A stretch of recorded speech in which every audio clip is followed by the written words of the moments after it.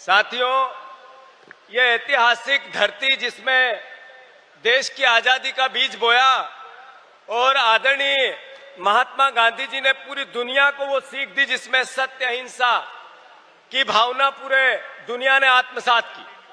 आजादी का जब बिगुल बज रहा था तो यही धरती थी जिसने देश को ये संदेश दिया कि एकजुटता से देश को आजाद कराना है।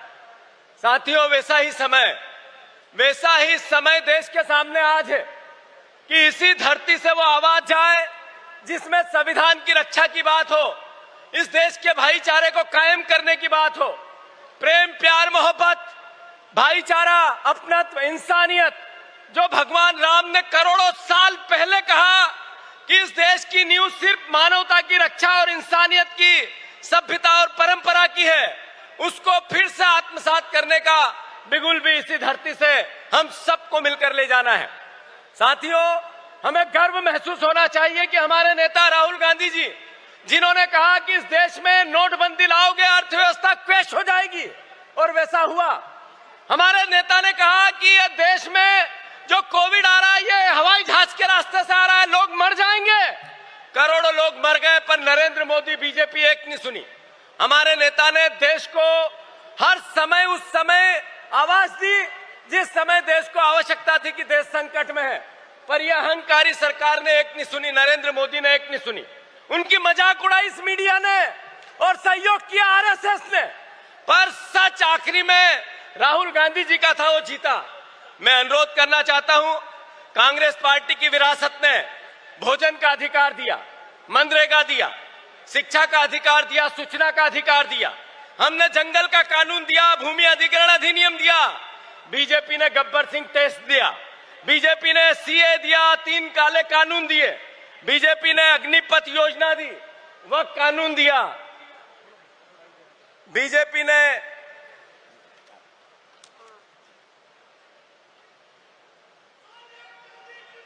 सोनिया गांधी,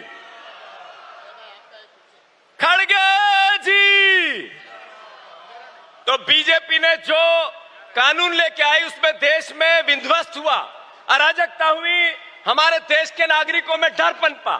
साथियों, हम सबकी जवाबदेही है इससे लड़ने की।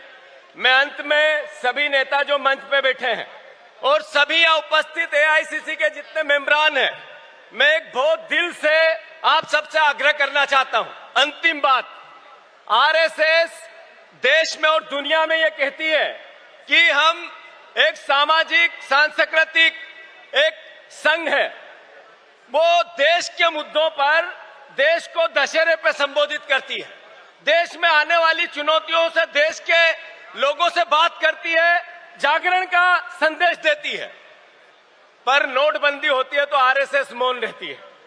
अगर आप गूगल सर्च करो तो गूगल में सबसे बड़े बलात्कारी कौन, तो बीजेपी के 10 नेताओं के नाम नहीं आए, तो आप सर्च करके देख लो।